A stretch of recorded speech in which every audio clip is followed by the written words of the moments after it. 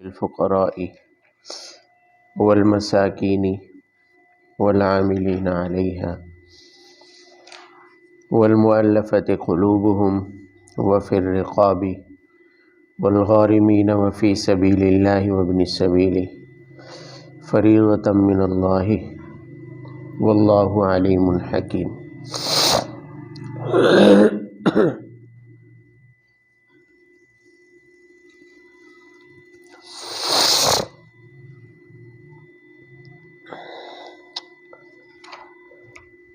پچھلی آیات کے ساتھ ان کا تعلق یہ ہے کہ گزشتہ رکوع کی آخری دو آیات میں منافقین کی ایک حالت بیان ہوئی تھی کہ منہم من یلمزک فی الصدقات، جو آپ صلی اللہ علیہ وسلم پر صدقات کے بارے میں اعتراض کرتے تھے۔ ایک منافق آپ صلی اللہ علیہ وسلم کے پاس آیا اور آ کر سوال کیا کہ کیا آپ مجھے زکوٰۃ میں سے حصہ دیں گے؟ تو آپ صلی اللہ علیہ وسلم نے تھوڑی دیر خاموشی اختیار کی، اس پر یہ آیت نازل ہوئی۔ تو آپ نے اسے یہ آیت سنا کر کہا کہ اگر تو آپ اس آیت کے حکم کے مطابق زکوٰۃ کے مستحق ہوئے پھر تو آپ کو بھی دیا جائے گا، اور اگر آپ زکوٰۃ کے مستحق نہیں ہیں تو پھر آپ کو نہیں دیا جائے گا۔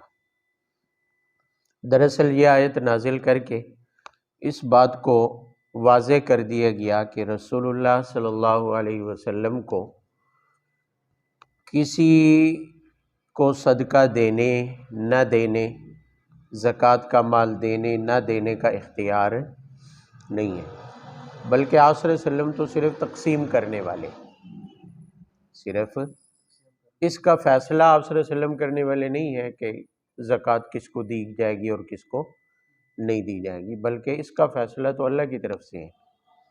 اللہ تعالیٰ نے متعین کر دی ہے اس آیت میں کہ زکوٰۃ کے مصارف 8 ہیں۔ زکوٰۃ کے مصارف، مصرف کی جمع ہے، مصرف کا معنی خرچ کرنے کی جگہ، یعنی وہ لوگ جنہیں زکوٰۃ دی جائے گی، جنہیں صدقات واجبہ دیے جائیں گے، وہ کون سے لوگ ہیں؟ اللہ رب العزت نے متعین کر دیے کہ وہ 8 قسم کے لوگ ہیں جنہیں زکوٰۃ دی جا سکتی ہے۔ اس کے علاوہ، ان 8 مصارف کے علاوہ کسی کو زکوٰۃ دینا جائز نہیں۔ وہ 8 مصارف کون سے ہیں؟ سب سے پہلا ہے الفقراء، فقراء کو، فقراء فقیر کی جمع ہے۔ فقیر یہاں پر غنی کے مقابلے میں بولا گیا ہے۔ فقیر کہتے ہیں جو مالدار نہ ہو، جو مالدار، اور شریعت میں مالدار ہونے کی حد کیا ہے کہ 52.5 تولہ چاندی، 7.5 تولہ سونا کا مالک نہ ہو، یعنی جو نصاب کی حد ہے۔ نصاب کا مالک نہیں ہے تو شرعی طور پر وہ فقیر ہے۔ فقیر کا مطلب مالدار نہیں ہے، مالدار ہے۔ فقیر غنی کے مقابلے میں بولا گیا، غنی کہتے ہیں مالدار کو، تو غنی وہ ہوگا جو نصاب کا مالک ہے، تو جو نصاب کا مالک نہیں ہے وہ فقیر ہے، تو اسے زکوٰۃ دینا کیا ہے؟ جائز، وہ کوئی بھی ہو، وہ کوئی بھی ہو، اسے زکوٰۃ دینا کیا ہے؟ جائز۔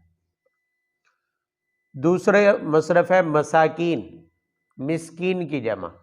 مسکین اس کو کہتے ہیں جس کے پاس ضرورت کبھی نہ ہو، ضرورت کبھی، بھئی فقیر اور مسکین میں یہ فرق ہے۔ بھئی فقیر تو صرف وہ ہے جس کے جو نصاب کا مالک نہیں ہے، تھوڑا بہت ہے، اپنے گزارے لائق ہے، پھر بھی وہ فقیر کہلائے گا کیونکہ وہ غنی نہیں ہے، نصاب کا مالک۔ لیکن مسکین وہ ہے جس کے پاس ضرورت کبھی نہ ہو، اپنی ضرورت پوری کرنے کے لیے بھی کچھ پاس نہ ہو، اسے مسکین کہتے ہیں۔ بات سمجھ آ رہی ہے؟ اور تیسرا مصرف ہے عاملین علیہا،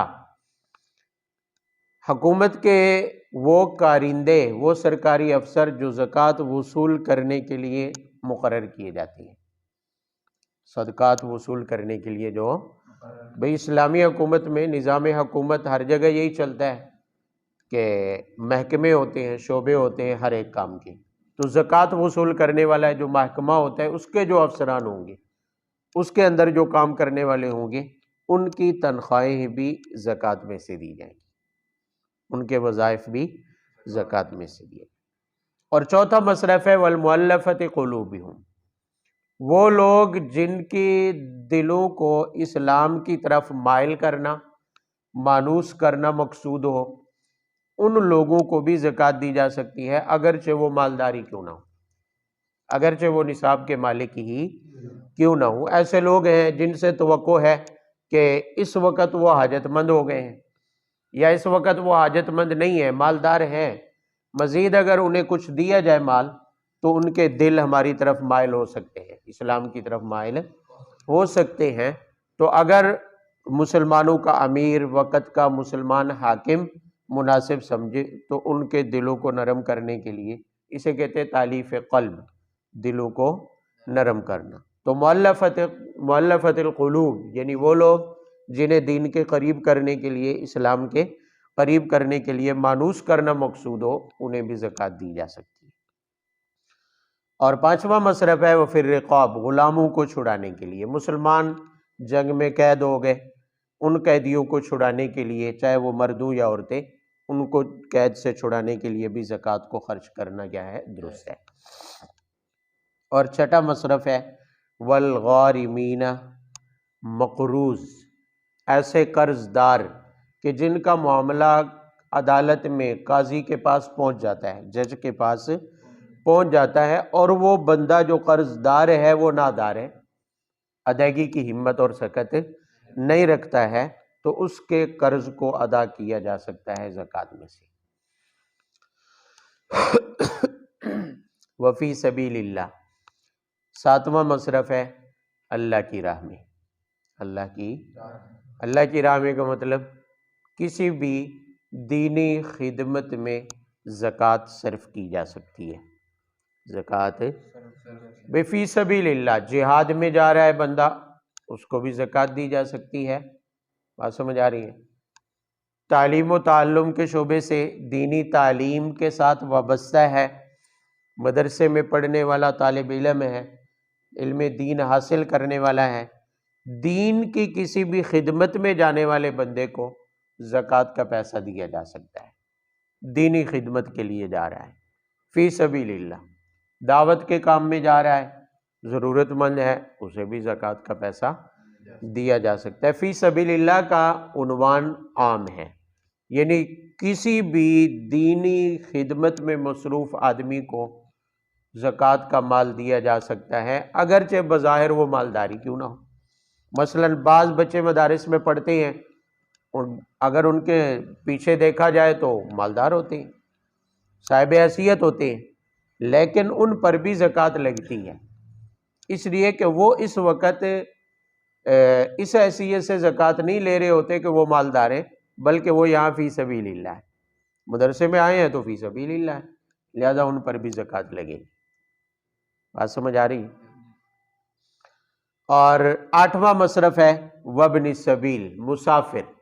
کیا ہے بھئی؟ مسافر ہے اور زاد راہ ختم ہو گیا، سفر میں ہے، اس کی چوری ہو گئی، سامان اس کا چوری ہو گیا، جیب کٹ گئی اس کی، ویسے وہ مالدار ہے، اپنے گھر میں پیسہ ہے اس کے پاس، لیکن سفر میں ضرورت مند ہو گیا، وہ حاجت مند ہو گیا، تو اس مسافر کو دینا بھی کیا ہے؟ زکوٰۃ جائز ہے، اس کی امداد کی جا سکتی ہے، اگرچہ حقیقت میں وہ مالداری کیوں نہ ہو، لیکن سفر میں اگر وہ ضرورت مند ہو گیا ہے تو اس پر بھی زکوٰۃ خرچ کی جا سکتی ہے۔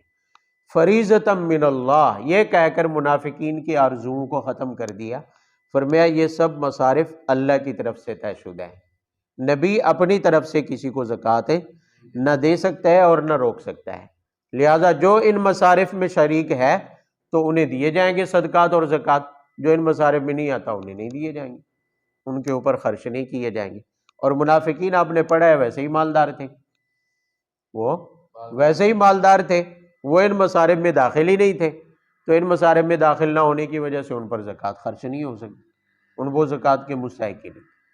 ایک بات اور یہاں سمجھ لیں، یہاں صدقات کا لفظ بولا گیا ہے، لفظ صدقہ واجب اور نفل تمام صدقات پر بولا جاتا ہے۔ یہاں مراد وہ صدقات ہیں جو واجب ہیں، جیسے زکوٰۃ ہے یا اس کی مثل صدقہ فطر ہے، دوسرے کفارات وغیرہ ہیں۔ صدقات کے بارے میں ایک بات اور بھی ذہن میں رہے کہ اسلام میں زکوٰۃ اور صدقہ یہ ایک مستقل مالی عمل ہے، جیسے بدنی عبادات ہیں، نماز ہے، حج ہے، روزہ، دوسری عبادات ہیں، اسی طرح مالی عبادات میں سے زکوٰۃ ایک اہم عبادت ہے۔ اس کی ویسے تو بے شمار حکمتیں ہیں، لیکن 3 بڑی حکمتیں یہ ہیں کہ ایک تو جیسے تمام عبادات سے اللہ کی رضا مقصود ہوتی ہے، تو جو اللہ نے مال دیے ہے، اللہ کے دیے ہوئے مال کو اللہ کی راہ میں خرچ کرنا، اللہ کے حکم کے مطابق خرچ کرنا، یہ بھی اللہ کی رضا کے لیے ہے۔ جیسے دوسری عبادات میں اخلاص لازم ہے، یہاں بھی اخلاص کیا ہے؟ تو صدقہ سے، زکوٰۃ سے مقصود ایک حکمت تو اس میں اللہ کی رضا ہے، اللہ کی۔ اور دوسری حکمت اس کے اندر یہ ہے کہ جتنی بھی باقی نظام ہیں دنیا کے اندر، کاروبار کے، تجارت کے، معاملات کے، ان میں کہیں نہ کہیں یہ خامی ضرور ہوتی ہے کہ پیسہ دولت مندوں کے پاس جمع ہو کر رہ جاتا ہے۔ دولت مندوں کے پاس پیسہ جمع ہو کر رہ جاتا ہے۔ صدقہ اور زکوٰۃ یہ اسلام میں ایک ایسا سسٹم ہے کہ جس کی برکت سے دولت کسی ایک فرد کے پاس جمع نہیں رہ سکتی۔ بھئی جو بھی مالدار ہوتا جائے گا صاحب حیثیت، اس نے 2.5% زکوٰۃ نکالنی ہے، تو ساری دولت اپنے پاس نہیں رکھ سکتا ہے۔ مسلمان ہے تو وہ نہیں رکھ سکتا ہے، تو ظاہر ہے وہ 2.5% تو لازمی نکالے گا۔ نفل صدقہ نہ بھی دے تو فرض تو ادا کرنا ہے، فرض تو لازم ہے، تو وہ محتاجوں کو، مساکین کو، ضرورت مندوں کو دے گا تو دولت تقسیم ہو جائے گی۔ کسی ایک فرد کے پاس دولت جمع، کوئی زرداری مرداری پیدا نہیں ہوگا، کوئی دولت مند پیدا ہوں گے، لیکن ایسا نہیں ہوگا کہ کسی ایک کے پاس جمع ہو جائے اور ضرورت مندوں کے پاس نہ ہو، ایسا ہو ہی نہیں سکتا ہے۔ بھئی اگر زکوٰۃ کا سسٹم پورے طور پر رائج ہو، صدقات کا سسٹم پورے طور پر رائج ہو، تو پھر کوئی ایسا ضرورت مند نہیں رہ سکتا جو بھوکا مر جائے۔ جس کو سونے کے لیے چھت میسر نہ ہو، ایسا کوئی بھی بھوکا نہیں رہ سکتا ہے۔ ایسا مسکین اور محتاج نہیں رہ سکتا کہ اسے 2 وقت میں سے 1 وقت فاقہ کرنا پڑے، اگر زکوٰۃ کا پورے طور پر صحیح سسٹم رائج ہو، کبھی ایسا نہیں ہو سکتا ہے۔ تو دوسری حکمت یہ ہے زکوٰۃ میں کہ دولت کسی ایک آدمی کے پاس یا چند افراد کے پاس جمع نہیں رہ سکتی ہے، بلکہ وہ تقسیم ہوتی رہتی ہے۔ اور تیسری حکمت زکوٰۃ کے اندر یہ ہے کہ زکوٰۃ لاگو کر کے، زکوٰۃ کو فرض کر کے بندوں سے اللہ جل شانہ نے دنیا کی ہرس اور دولت پسندی والی بیماری کو دور کر دیا ہے۔ بھی دنیا کی ہرس، دنیا کا لالچ اور دولت سے محبت اس بندے میں پیدا ہوگی جو زکوٰۃ نہیں دے گا۔ جو زکوٰۃ دے گا، باقاعدگی سے اپنے مال میں سے حصہ ادا کرتا رہے گا، اس کے اندر دولت کی ہرس پیدا نہیں ہوگی، دولت سے محبت پیدا نہیں ہوگی۔ دولت سے محبت کنجوس اور بخیل کو ہمیشہ پیدا ہوتی ہے، جس نے خرچ کرنا دیکھا ہی نہ ہو، کسی دوسرے کو اپنا مال دینا سیکھا ہی نہ ہو، جس نے، ہمیشہ اسے ہی دولت سے محبت ہوتی ہے، دنیا کی ہرس بھی اسی کے اندر پیدا ہوتی ہے۔ تو زکوٰۃ ایسا سسٹم ہے جو بندوں سے دنیا کی، دولت کی ہرس والی بیماری کو کیا کر دیتا ہے؟ دور کر دیتا ہے۔ اور دنیا کی ہرس اور دولت کی ہرس اتنی بڑی بیماری ہے جو بندے کے ایمان کے لیے بھی خطرناک ہے، بعض اوقات بندے کو ایمان سے بھی نکال دیتی ہے اور پتہ بھی نہیں چلتا ہے۔ تو اللہ رب العزت نے یہ زکوٰۃ فرض کر کے، بعض صدقات کو لازم کر کے، اس دولت کی ہرس اور دولت کی جو پوجا والی بیماری ہے، اس بیماری کو اللہ جل شانہ نے کیا کر دیا ہے؟ دور، اس کا علاج ہو گیا۔ وَمِنْهُمُ الَّذِينَ يُؤْذُونَ النَّبِيَّ وَيَقُولُونَ هُوَ أُذُنٌ قُلْ أُذُنُ خَيْرٍ لَكُمْ۔ آپ کچھ پوچھنا چاہتے تھے؟ قل اذن خیر لکم یؤمن باللہ وَيُؤْمِنُ لِلْمُؤْمِنِينَ وَرَحْمَةٌ لِلَّذِينَ آمَنُوا مِنْكُمْ وَالَّذِينَ يُؤْذُونَ رَسُولَ اللَّهِ لَهُمْ عَذَابٌ أَلِيمٌ۔ یہاں سے آگے منافقین کے عام حالات کا بیان ہے۔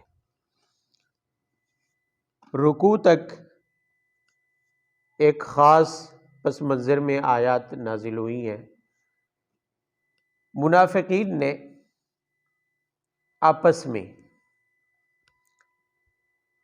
بعض جگہ پر مخلص مومنین کے سامنے بھی اس بات کا اظہار کیا کہ نعوذ باللہ من ذالک، نبی صلی اللہ علیہ وسلم جو ہے کان کے کچے ہیں، کان کے۔ اب نبی پر ویسے بھی اعتراض کرنا یا کوئی عیب لگانا گستاخی ہے، یہ بذات خود کوئی بھی عیب لگانا نبی پر یہ کفر ہے، گستاخی ہے، بے ادبی ہے۔ تو انہوں نے بے ادبی کی نیت سے تکلیف پہنچانے کے لیے آپس میں کسی مجلس میں کہا، جس میں کچھ مخلص مسلمانوں نے بھی سن لی جو باتیں، تو انہوں نے کہا نبی صلی اللہ علیہ وسلم نعوذ باللہ کان کے کیا ہیں، اور یہ بات انہوں نے دو وجہ سے کہی۔ ایک تو اس لیے کہ انہوں نے کہا ہم جیسے بھی الٹے سیدھے کام کرتے رہتے ہیں، پھر ہم جا کر قسمیں اٹھا لیتے ہیں تو یہ ہماری بات مان لیتے ہیں، ہمارے جھوٹ کا ان کو پتہ ہی نہیں چلتا، ہمارے جھوٹ کا انہیں پتہ ہی نہیں چلتا۔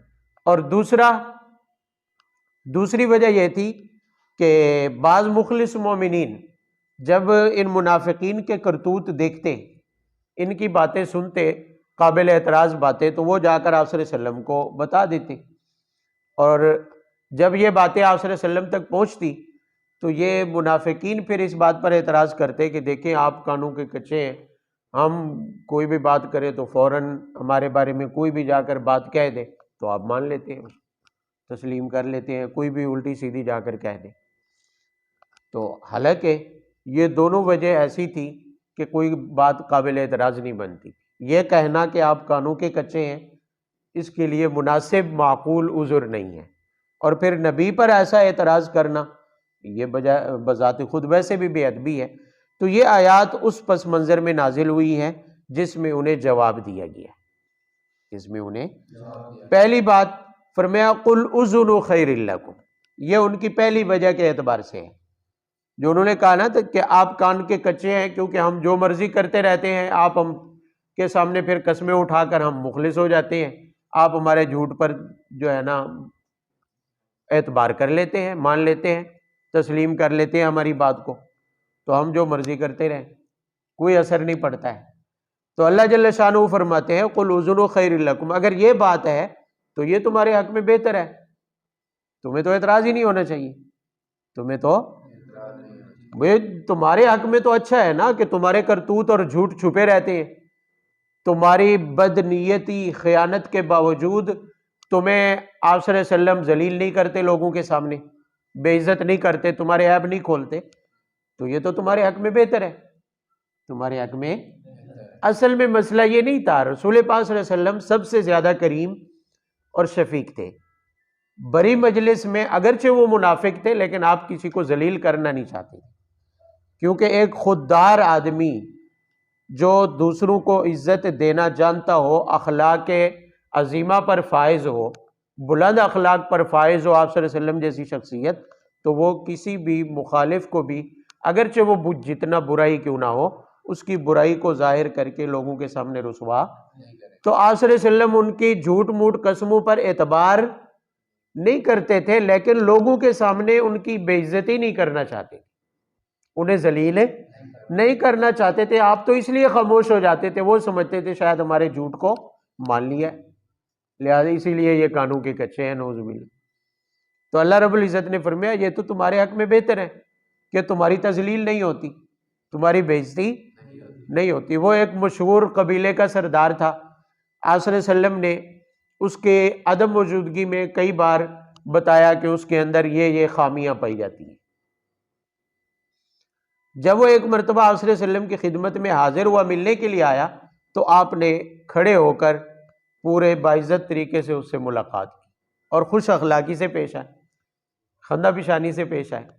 حضرت عائشہ رضی اللہ عنہا دیکھ رہی تھی، تو بعد میں عرض کیا اللہ کے رسول آپ تو کہتے نہیں تھے کہ یہ ایسا ویسا ہے،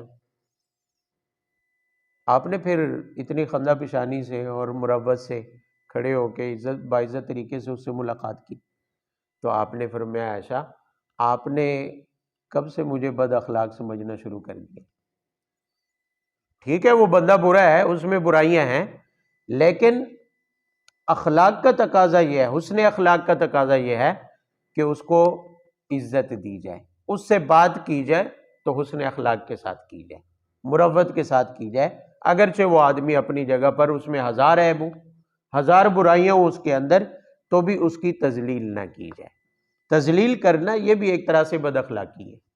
ٹھیک ہے گناہ اور برائیاں ہر ایک کی اپنی جگہ پر، لیکن لوگوں کے سامنے اس کو رسوا کرنا یہ بد اخلاقی شمار ہوتا ہے۔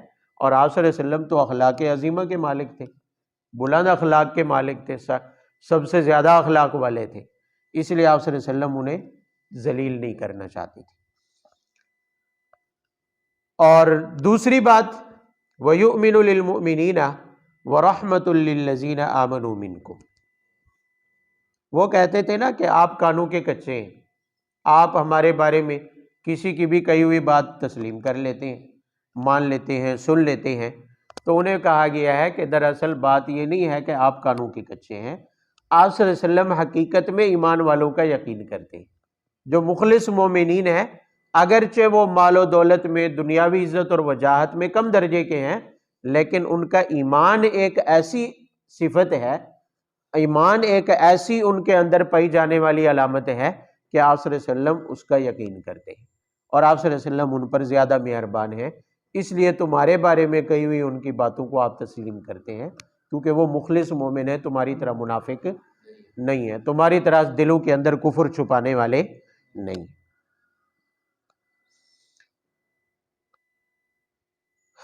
آخر میں ان کے لیے دھمکی ہے والذین یؤذون رسول اللہ لہم عذاب علیم، فرمایا جو لوگ بھی کوئی بھی ہو رسول اللہ صلی اللہ علیہ وسلم کو تکلیف دیتے ہیں تو ان کے لیے دردناک عذاب ہے۔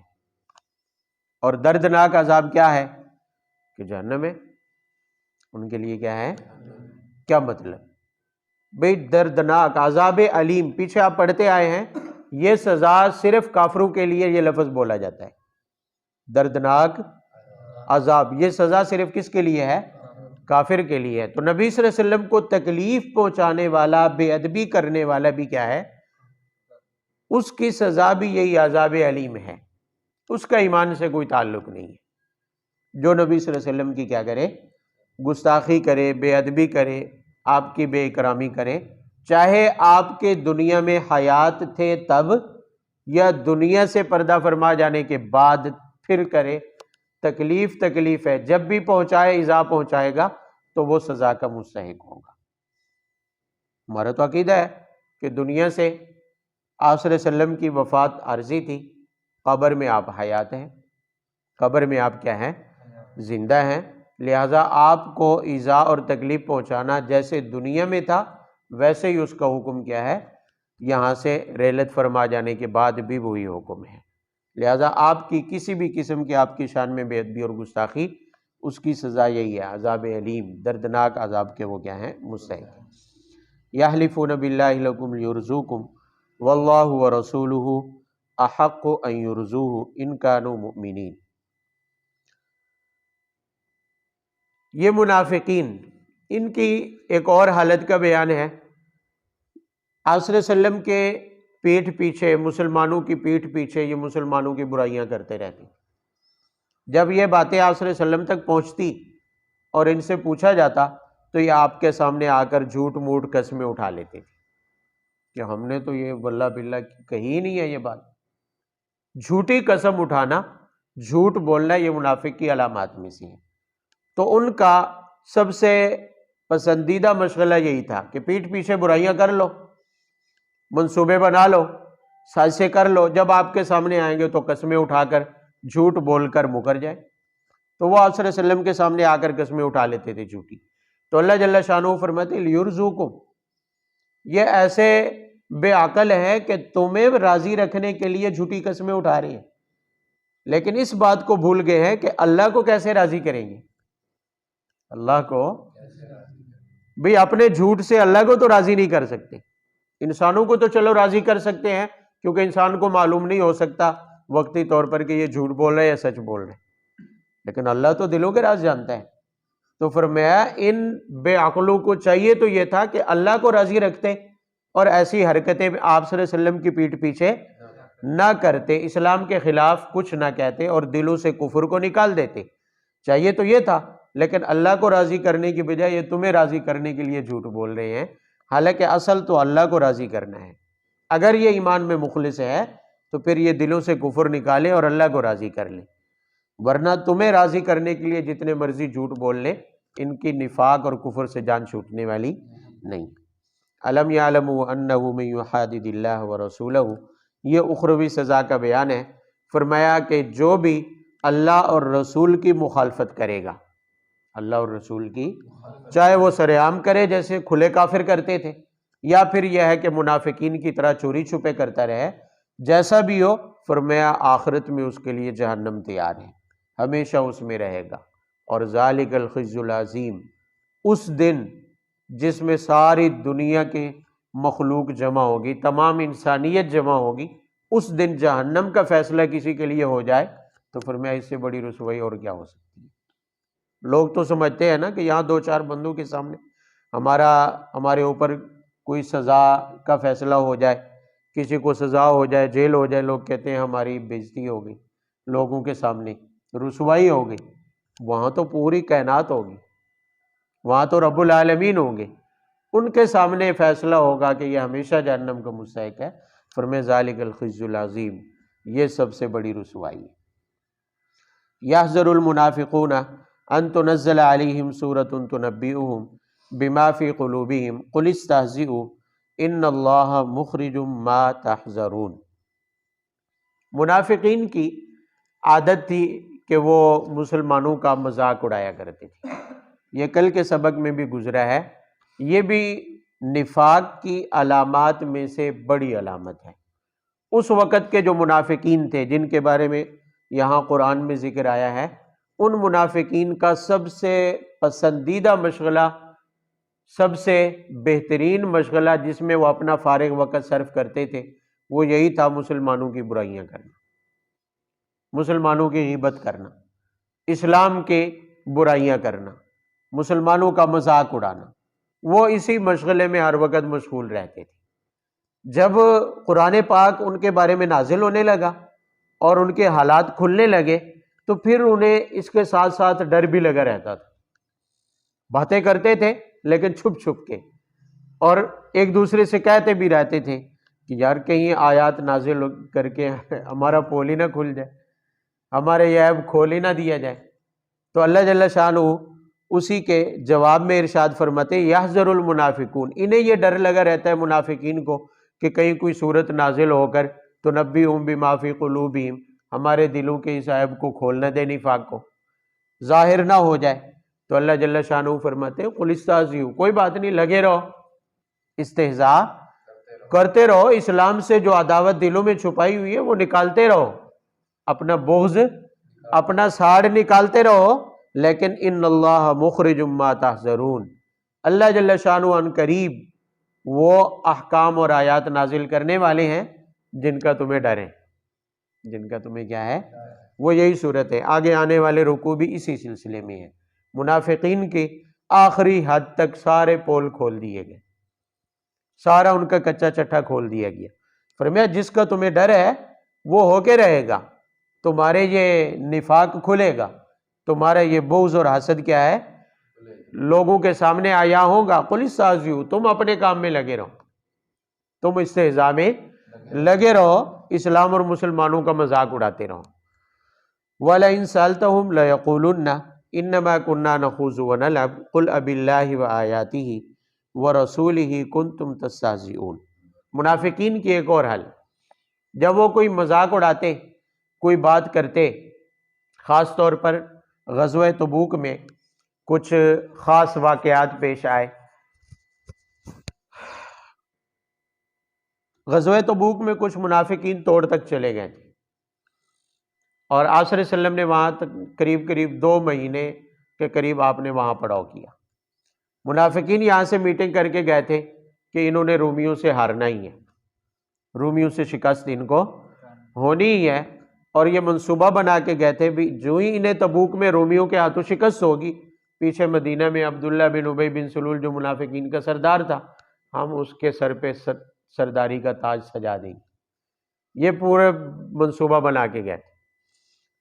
تو پورے راستے میں بھی اور وہاں بھی ان کی کوشش ہر وقت یہی رہی کہ مسلمانوں کو زیادہ سے زیادہ ایذا پہنچائی جائے، ان کے حوصلے پست کیے جائیں۔ چھوٹا سا بھی کوئی واقعہ آتا تو یہ اس طاق میں رہتے تھے کہ اس کو بڑھا چڑھا کر پیش کریں۔ کسی مہاجر اور انصاری کے درمیان میں کسی معاملے میں جھگڑا ہو گیا، ان کے درمیان تلخ کلامی ہوئی، تو انہوں نے اس بات کو بہت زیادہ بڑھا چڑھا کر پیش کیا۔ یہ بے ایمان منافقین کا جو سردار تھا یہ کہنے لگا نعوذ باللہ من ذالک، مذاق اڑاتے ہوئے صحابہ کرام کا، کہ دیکھو انصار نے انہیں کھلایا پلایا، اب یہ انہی کے سر ہو گئے ہیں، اب یہ ان کے سامنے لڑنے لگے۔ اس لعنتی نے ایک بہت ہی گندی مثال دے کر کہا نعوذ باللہ من ذالک، اللہ تعالیٰ کفر کی نقل سے بچائے، کہنے لگا کہ یہ تو ایسے ہی ہوا کہ آدمی نے کتا پالا، چرایا پلایا، موٹا تازہ کیا اس کو، اور وہ مالک کو ہی بھونکنے لگا، نعوذ باللہ۔ یعنی اس بے شرم لعنتی نے یہ مثال اس مہاجر اور انصاری کے لڑنے کے اوپر یہ مثال دی کہ انصار نے مہاجرین کی یہاں خدمت کی، مدینہ میں خوش آمدید کہا، اور انہوں نے ان کے ساتھ لڑائی شروع کر دی، حالانکہ بات معمولی تھی، لیکن اس بے ایمان اور لعین کا مقصد کیا تھا؟ لڑانا، بات کو بڑھانا مقصود تھا، تاکہ مہاجرین اور انصار میں کیا ہو جائے؟ لڑائی ہو جائے، اختلاف ہو جائے، معاملہ بڑھ جائے۔ اسی طرح آپ صلی اللہ علیہ وسلم کی اونٹنی تھی جو مشہور، آپ صلی اللہ علیہ وسلم اس پر ہمیشہ سواری بھی فرمایا کرتے تھے، قصوہ نام، وہ وہاں تبوک میں جہاں آپ نے پڑاؤ ڈالا تھا ایک دن گم ہو گئی۔ کافی تلاش کیا گیا، صحابہ کرام پھرتے رہے، لیکن وہ اونٹنی نہیں ملی۔ تو ان بے ایمانوں نے مذاق اڑایا اس کے اوپر بھی، یہ کہنے لگے لو جی دیکھو آدمی کو کہتا ہے میں نبی ہوں، میرے اوپر آسمان سے خبریں آتی ہیں، حالانکہ اس کو یہ خبر نہیں ہے کہ اونٹنی کہاں ہے۔ اونٹنی جب یہ بات آپ صلی اللہ علیہ وسلم کو پہنچی تو آپ نے فرمایا بات تو ٹھیک ہے، میرے پاس آسمان سے خبریں آتی ہیں، میں عالم الغیب تو نہیں ہوں، میں غیب کی خبریں جاننے والا نہیں ہوں، جو اللہ جل شانہ مجھے بتاتے ہیں وہ میں بتا دیتا ہوں۔ اسی وقت وحی نازل ہوئی اور آپ کو بتایا گیا کہ وہ اونٹنی 2 پہاڑیوں کے درمیان فلاں گھاٹی میں موجود ہے، اور اس کی رسی کسی درخت کے ساتھ اٹک گئی، اور یہ آپ صلی اللہ علیہ وسلم نے سب کے سامنے بتا دی۔ چنانچہ وہاں گئے تو اسی طرح وہ رسی اٹکی ہوئی تھی اونٹنی کی، وہاں سے لے، تو اس پر یہ آیات نازل ہوئی جس میں یہ کہا گیا ہے کہ یہ منافقین ایسے ہیں کہ مذاق اڑاتے ہیں، مسلمانوں کا استہزاء کرتے ہیں، اسلام کا مذاق اڑاتے ہیں، اور غزوہ تبوک میں تو خاص طور پر ان کا مشغلہ ہی یہی تھا کہ اسلام کا، مسلمانوں کا مذاق اڑانا، حتیٰ کہ یہ اتنی گری ہوئی حرکات کرتے تھے، راستے میں مسلمانوں کو، مخلصین کو سنانے کے لیے کہتے تھے لو جی یہ قراء جو اصحاب صفہ تھے، یہ جو سارے دن صفہ میں بیٹھ کے کھاتے پیتے رہتے ہیں، پیٹ بڑھایا ہوا ہے، یہ بھی رومیوں کے ساتھ لڑنے جا رہے ہیں، یہ ان پر فتح، یہ عرب نہیں ہے، یہ روم والے ہیں، لگ پتہ جائے گا، حالانکہ اسی لشکر کا حصہ ہے، اپنے آپ کو مسلمان کہتے ہیں، اور باتیں ان کی یہ تھی، کہا کہ جب یہ رومیوں کی قید میں ہوں گے اور 100 کوڑے لگیں گے پھر ان کو پتہ چلے گا۔ عرب والے نہیں ہیں، انہوں نے سب کو عرب سمجھا ہوا ہے، عرب والوں پر انہیں کامیابی حاصل ہو گئی تو یہ سمجھتے ہیں روم پر بھی کامیابی حاصل کر لی، یعنی ایسی نیچ اور گھٹیا حرکتیں کرتے تھے۔ ویسے آپس کی بات ہے، ایسی حرکات ہمارے مسلمانوں میں آج نہیں ہے، نہیں کرتے ہیں۔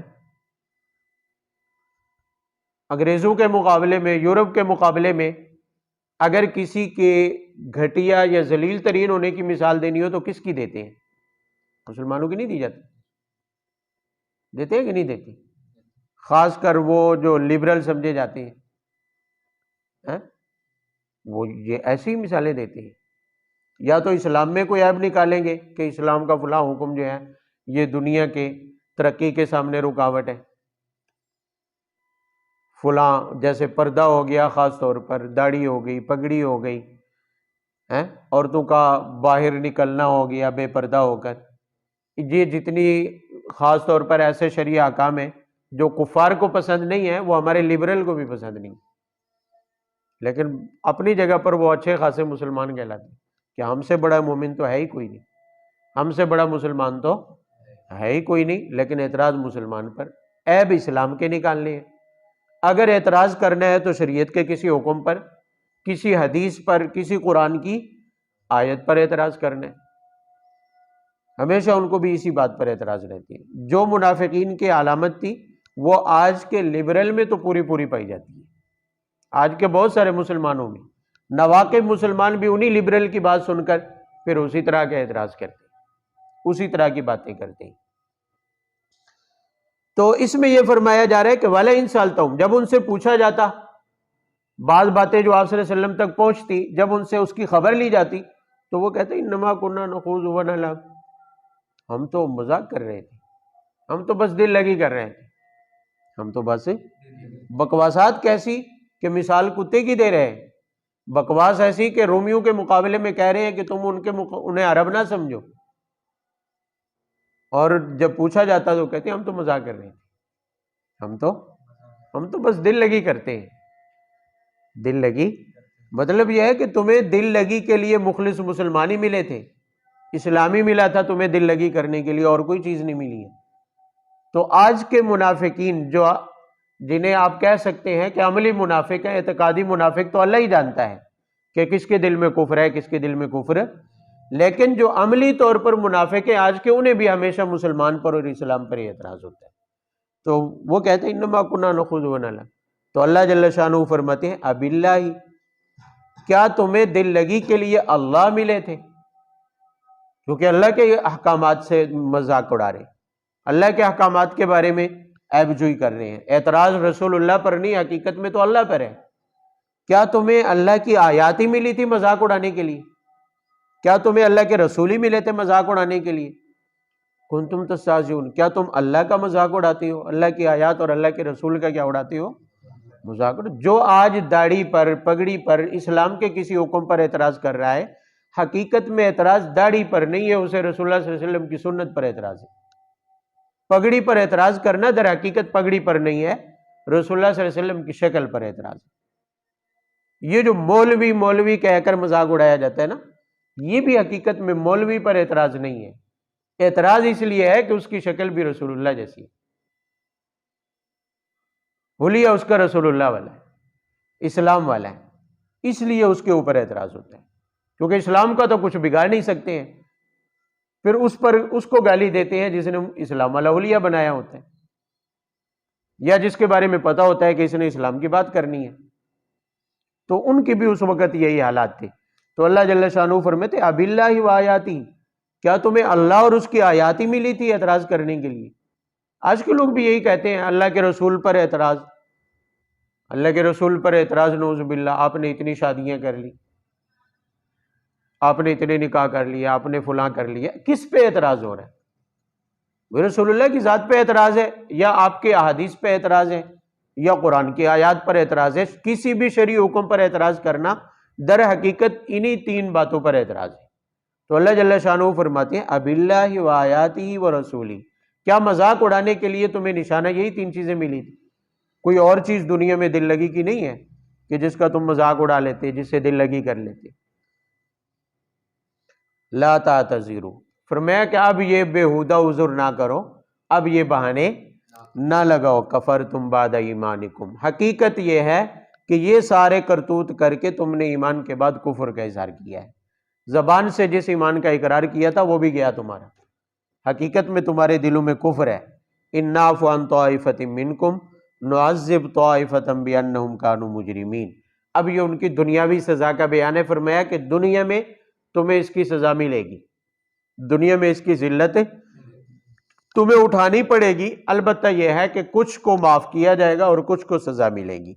کچھ کو معاف کرنے سے مراد یہ ہے کہ ان میں سے کچھ جب یہ آیات نازل ہوئی، آگے مزید ان کی مٹی پلید ہو رہی ہے، جب ساری بات کھل گئی، سارے حالات کھل گئے، تو بہت سارے ایسے تھے غزوہ تبوک کے بعد جو مخلصانہ توبہ طیب ہوئے اور آ کر کلمہ پڑھا، دوبارہ اسلام قبول کیا، تو ان کے بارے میں فرمایا کہ کچھ کو ہم کیا کر دیں گے، معاف کر دیں گے، جنہوں نے توبہ کر لی، دل سے اسلام قبول کر لیا، اور جو منافق رہے ان کو بارے میں پھر آگے مزید بیان آ رہا ہے۔ تو اللہ جل شانہ فرماتے ہیں کچھ کو ہم سزا دیں گے کیونکہ وہ مجرم ہیں، اور کچھ چونکہ اپنے جرم سے توبہ طائب ہو گئے ہیں، معافی انہوں نے مانگ لی ہے اور مخلص ہو کر دل سے ایمان قبول کر لیا ہے، اس لیے انہیں ہم معاف کر دیں گے۔ المنافقون والمنافقات بعضهم من بعض یأمرون بالمنکر وینہون عن المعروف ویقبضون ایدیہم نسوا اللہ فنسیہم، یہاں سے لے کر آگے وَلَٰكِنْ كَانُوا أَنفُسَهُمْ يَظْلِمُونَ، یہاں تک ان چند آیات میں منافقین کی اعمال اور ان کے انجام کا بیان ہے۔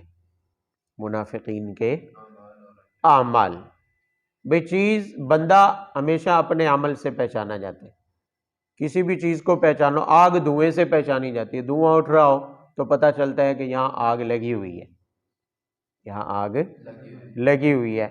تو منافقین کے اعمال بتائے جا رہے ہیں کہ یہ منافقین کے اعمال ہیں، یہ تاکہ قیامت تک منافقین اپنے اعمال سے پہچانے جاتے رہیں، ان کی پہچان ہوتی رہے۔ البتہ شروع میں ایک جملہ فرمایا کہ یہ اعمال جس میں بھی پائے جائیں گے، چاہے مرد ہو، عورت ہو، کسی بھی قبیلے اور خاندان سے تعلق رکھتا ہو، چاہے وہ کالا ہو، گورا ہو، چھوٹا ہو، بڑا ہو، کوئی بھی ہو، جس میں یہ کرتوت پائے جائیں گے، فرمایا وہ سب ایک جیسے ہیں، وہ سب منافق ہیں، ان میں اعمال مشترک ہی ہوں گے، علامات کیا ہوں گی؟ مشترک ہوں گی۔ منافقین میں یہ فرق نہیں ہوگا کہ مرد منافق ہے تو اس کے کرتوت اور ہوں گے، عورت منافق ہے تو اس کے کرتوت اور ہوں گے، بچہ منافق ہے تو اس کے کرتوت، بڑا منافق ہے تو اس کے کرتوت کیا ہے؟ اور ہوں گے۔ عمر کا، مرد و عورت ہونے کا، جنس کا، خاندان کا، علاقے کا، یہ کوئی ان میں فرق۔ المنافقون والمنافقات، اللہ تعالیٰ فرماتے ہیں منافق مرد ہوں یا عورتیں، بعضهم من بعض، وہ ایک دوسرے سے ملتے جلتے ہیں، ان کے حالات اور اعمال ایک دوسرے سے۔ کیا اعمال ہیں؟ سب سے پہلا تو یہ ہے کہ یأمرون بالمنکر، وہ ہمیشہ برائی ہی کا حکم دیتے ہیں، برائی کا، یعنی منافق کی خواہش ہمیشہ یہی ہوتی ہے، بظاہر تو مسلمان ہوتے ہیں، بظاہر تو ایمان کے دعوے کرتا ہے، لیکن اس کی خواہش یہ ہوتی ہے کہ لوگوں میں برائی پھیلے، لوگوں میں بے حیائی پھیلے، فحاشی پھیلے لوگوں کے اندر۔ تو سورہ نور میں آپ پڑھیں گے ان الذین یحبون ان تشیع الفاحشہ، فرمایا کہ جو لوگ لوگوں میں فحاشی پھیلانا چاہتے ہیں، بے حیائی پھیلانا چاہتے ہیں، فرمایا ان کے لیے دنیا میں بھی اور آخرت میں بھی دردناک عذاب ہے۔ تو یہاں منافق کی علامت، اس کا پہلا عمل بتایا ہے کہ یأمرون بالمنکر، وہ لوگوں کو برائی کا حکم دیتے ہیں۔ حکم دینے کا کیا مطلب کہ تم یہ زنا کر لو، تم شراب پی لو، نہیں، بلکہ ان کی خواہش یہ ہوتی ہے، عملی طور پر ان کے اعمال سے یہ لگتا ہے کہ وہ کوئی بھی جرم کرتے ہیں تو ایسے انداز سے کرتے ہیں تاکہ دوسرے بھی اس کے اندر مبتلا ہو جائیں، دوسرے بھی اس میں کیا ہو جائیں، کوئی بھی برائی کریں گے سر عام کریں گے تاکہ دوسرے دیکھ کر ان کو بھی جرأت پیدا ہو جائے، ان کو بھی۔ تو وہ اسلام کا مذاق اڑاتے تھے عام لوگوں کے سامنے تاکہ عام بھولے بالے جو زیادہ اسلام کے بارے میں نہیں جانتے ہیں وہ ہماری باتوں میں آ جائیں۔ وہ کوئی اعتراض کرتے تھے تو عام لوگوں کے سامنے، ناواقف لوگوں کے سامنے، تاکہ وہ ہماری باتوں میں آ کر اسلام سے پھر جائیں۔ تو کوئی بھی وہ گناہ کرتے تھے تو بھی لوگوں کے سامنے، جیسے پچھلے سبق میں آیا ہے، وہ کتنا بے حیا تھا جس نے آپ صلی اللہ علیہ وسلم کو آ کر کہا کہ میں اگر وہاں گیا تو رومی عورتیں حسین و جمیل ہوتی ہیں تو میں تو فتنے میں مبتلا ہو جاؤں، اس سے بڑی بے حیائی اور بدبختی کیا ہوتی ہے؟ ایسے بے حیا تھی۔ تو اللہ جل شانہ فرماتے ہیں منافقین کی پہلا عمل ان کا یہ ہے کہ یامرون بالمنکر، وہ ہمیشہ لوگوں کے اندر برائی پھیلاتے ہیں، برائی پھیلنے کا حکم دیتے ہیں، برے کاموں میں لوگوں کو مبتلا ہوتا ہوا دیکھنا چاہتے ہیں۔ رہا نہیں جاتا یار. ہمارے زمانے کے جو لبرل ہیں ان کی کوشش کیا ہے؟ وہ بھی تو اسی کام میں لگے ہوئے ہیں. بھئی پردے پر اعتراض کیوں ہے؟ وہ یہی چاہتے ہیں کہ ساری ننگی ہو کے آئیں باہر، بے لباس ہو کر آئیں کہ نہیں. میرا جسم میری مرضی والوں کی حمایت کرنے کا کیا مطلب ہوتا ہے؟ بھئی سب کی بیٹیوں کی عزت محفوظ رہے، وہ یہی چاہتے ہیں سب کی رولتی رہے روڈ کے اوپر. تو یامرون بالمنکر کا کیا مطلب ہے؟ اس وقت کے منافقین کا عمل بھی یہ تھا، وہ یہی چاہتے تھے کہ برائی پھیلے، برائی لوگوں میں رائج ہو.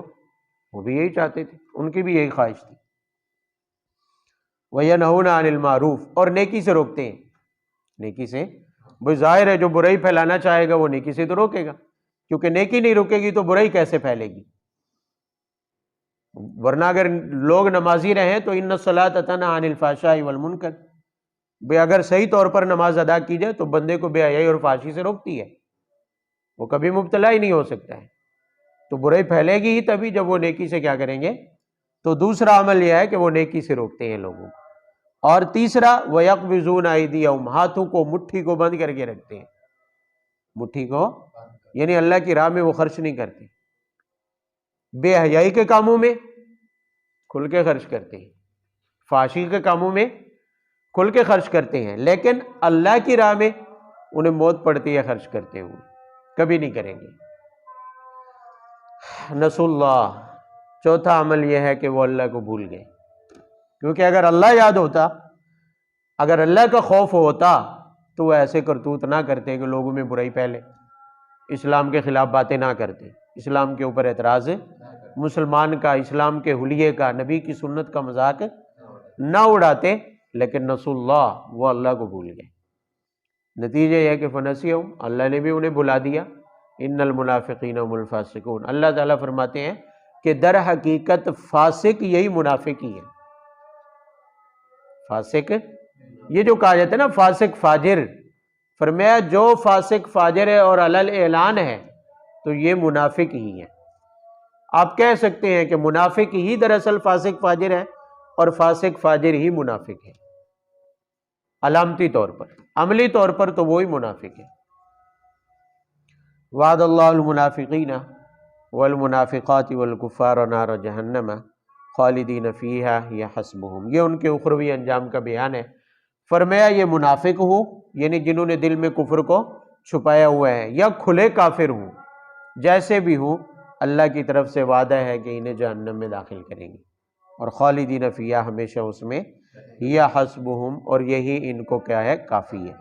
اور ولعنہم اللہ، دنیا میں سزا یہ ہے کہ اللہ نے ان کو اپنی رحمت سے کیا کر دیا ہے، دور کر دیا. ظاہر ہے جو اللہ کی رحمت سے دور ہو جائے تو وہ کبھی اسے اچھائی کی توفیق ہو ہی نہیں سکتی، کبھی اسے بھلائی کی توفیق، کبھی وہ اسلام کا دفاع کر ہی نہیں سکتا ہے. مر جائے گا کبھی وہ اسلام کا دفاع نہیں کرے گا، مسلمان کا دفاع نہیں کرے گا. برائی کا دفاع کرے گا، کافر کا دفاع کرے گا، لیکن مسلمان کا اور اسلام کا دفاع کبھی نہیں کرے گا.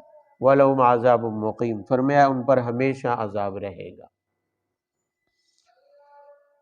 وآخر